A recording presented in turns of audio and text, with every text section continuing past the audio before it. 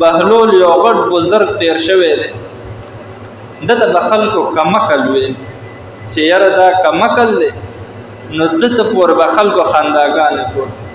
هارون رشید په وخت کې دا بزرګ تیر شوی دی.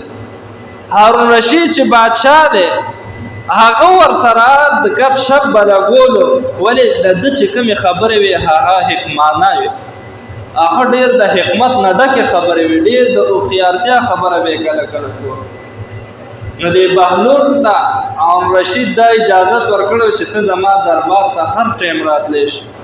خپل فوج ته یې ویلي چې دی به کله هم نه رایساروئ چې دی څه ټایم زما ځای ته تګ غواړي راځي نو دی به راځي. یو ورځ را روان دی هارون رشید له ملاقات له، نو هغه ورسره هسې مذاق کولو، خندې ورسره کوله، خاندلې. هارون رشید سره په لاس کې یو همسا وه، کونټۍ چې ورته مونږ وایو، او هغې وله ورکوي بهلوله ته وګوره د ځمکې په سر باندې چې تا نه زیات بېوقوفه کم عقل کس میلو شي نو دا همسا هغه له ورکه، دا د سر زما امانت دی. ده ترېنه واخېسته ټیک ته، څو کاله تېرېدل ته ځان سره هغه همسا ایښې وه. دې کې دا هارون رشید چې کله بیمار شو حکیمانو وله علاج کولو، نو د بیماری زیاتېده روغېدو نه تر دې پورې چې د مرګ ټایم یې راغی. دې یې تپوس له راغو دا بهلول، چې کله تپوس له راغو نو درباریانو ورپرېښو چې بادشاه ملګری هم دی او هغه ویلي چې دی به نه ایساروئ، موږ چې ملاقات ورسره وکړو. نو دې تنه تپوس کوي چې څنګه یې؟ بادشاه ورته وایي بس حالات مې ټیک نه دي او روان یم. نو دې ترېنه بیا تپوس کوي، ده ته خو به ټولو کمکل ویلو، وي چېرته روان یې؟ وي په داسې سفر روان یم چې نو دې ورته وي هغه سفر له چې ځې نو څه تیاري دې وله کړې ده؟ وي هېڅ تیاري مې نه ده کړې. بیا ورته وایي تا هغه خپل فوجونه مخکې لیږلي دي دې نه؟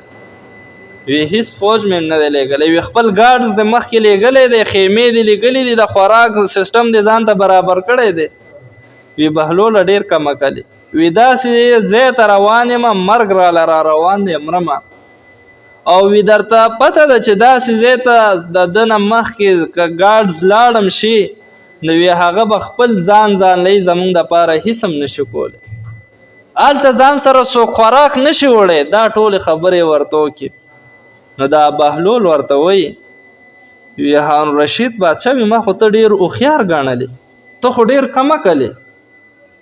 وی څنګه کمکلې؟ وی ګوره ته د 3 ورځو دپاره په دوره باندې چې کله ځې سفر کې نو وی تا به یو میاشت مخکې ځان له سیکورټي ولېږله، فوج به دې ولېږلو، ګارډز به دې ولېږل، هغې به هلته خیمې خښې کړي چې بادشاه به 3 ورځو دپاره راځي.